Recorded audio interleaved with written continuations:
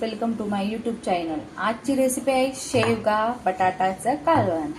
तर बघा मी अशा प्रकारे शेवगा सोलून घेतलेले आहेत कट करून। आता ह्याला चांगलं स्वच्छ धुवून घेते।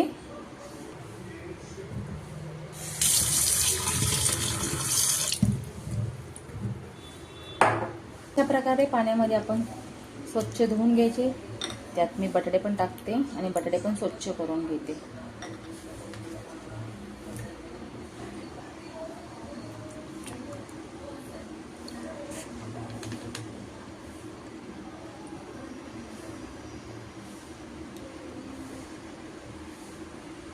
आपले बटाटे आणि शेवगा स्वच्छ धुवून घेतले। आता आपण ह्याला फोडणी देऊया। चला तर आपण एक पातेलं ठेवलं आणि त्या पातेल्यात थोडंसं तेल टाकूया आणि शेवगा आपण त्याच्यामध्ये थोडंसं शिजवून घेऊया। तर सर्वात प्रथम मी तेल टाकलंय।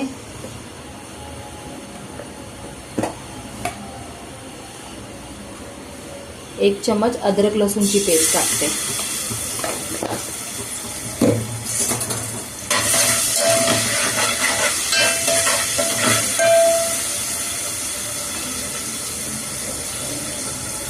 मग थोडी हळद टाकते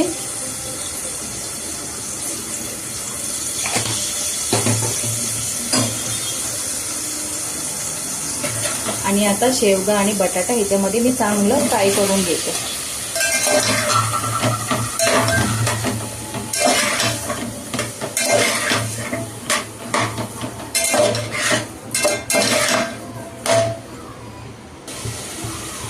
एक चम्मच मीठ टाकूया आणि पुन्हा एकदा एकजीव करूया।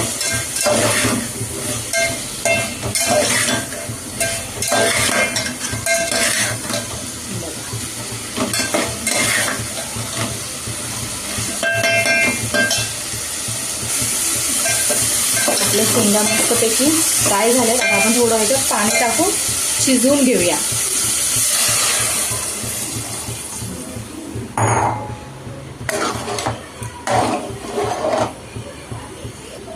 झाकण लावून शिजू देऊया आणि आता ह्याच्यासाठी आपण मसाला काढूया आणि तो मसाला मी तुम्हाला दाखवते काय काय घ्यायचंय ते। चला एक तव्यामध्ये थोडंसं तेल टाकून घेऊया कांदा फ्राय करायसाठी। मी 2 कांदे घेतले, त्याला असे आडवे कापलेत।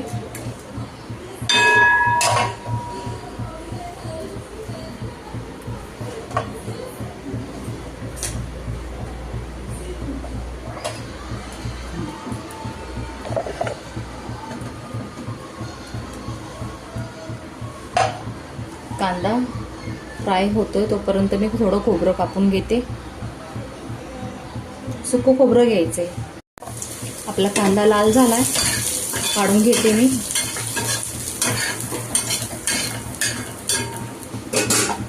आता आपण ह्याच्यावर टाकूया थोडं सुकं खोबरं। ते पण अशा प्रकारेच भाजून घेऊया। थोडंसं तेल टाकते म्हणजे पटकन भाजेल।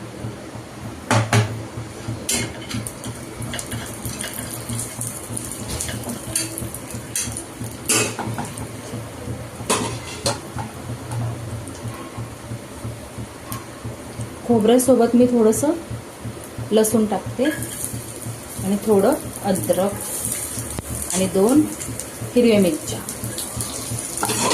हे पण ह्याच्यासोबत भाजून घेऊया। आपलं खोबरं पण फ्राय झालंय, ते पण काढून घेते मी। थोडे तीळ टाकूया।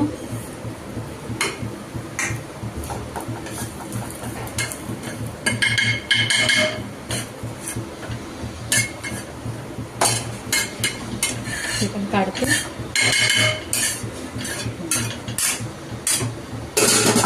आता ह्याच्यामध्ये थोडीशी कोथिंबीर पण टाकून देऊ। कोथिंबीरला पण आपण मस्त असं भाजून घेऊया।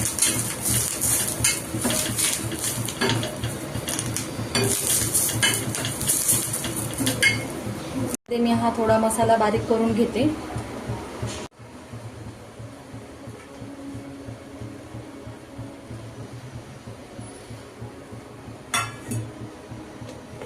ह्याला आपण पहिलं सुकं वाटूया।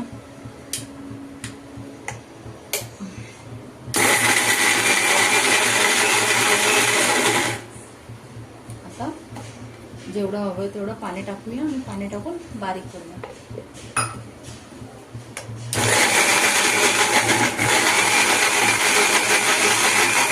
अशा प्रकारे मसाला बारीक करून घेतलाय. आता आपण ह्याच्या पुढे करूया फोडणीची तयारी करून.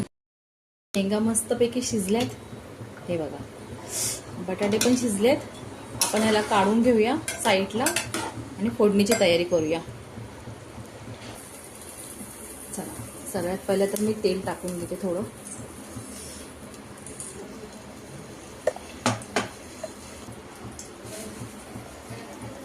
कढीपत्ता टाकून घेऊया.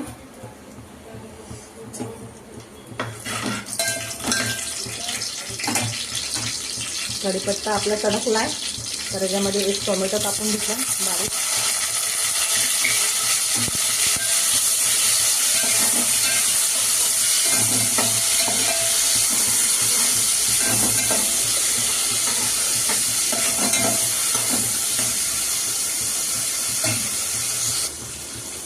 आपला टोमॅटो थोडासा बारीक झालाय म्हणजे वितळलाय, तर आपण त्याच्यामध्ये थोडंसं आता घरातलं तिखट टाकूया, लाल तिखट.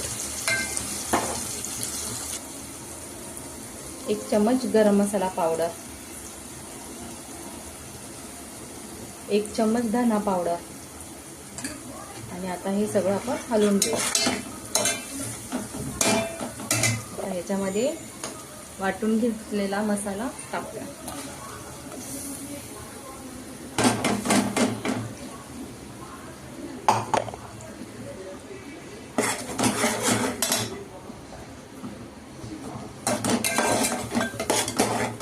मसाल्याला चांगलं तेल सुटेपर्यंत आपण ह्याला मसाला चांगला भाजून घेऊया.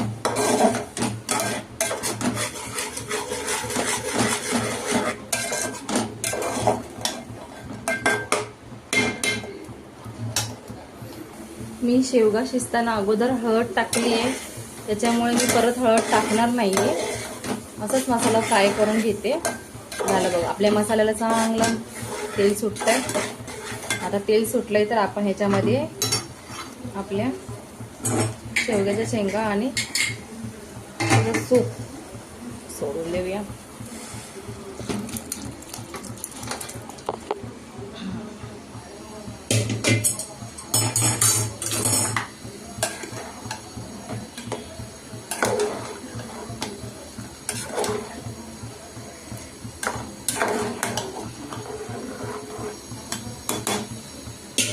आता ह्याला चांगली उकळ येऊ देऊया आणि मग आपण ह्याला थोडंसं मीठ टाकूया चवीनुसार. कारण मगाशी मी शिजताना मीठ टाकलं होतं, तर बघा मी थोडंसं टाकते चवीनुसार.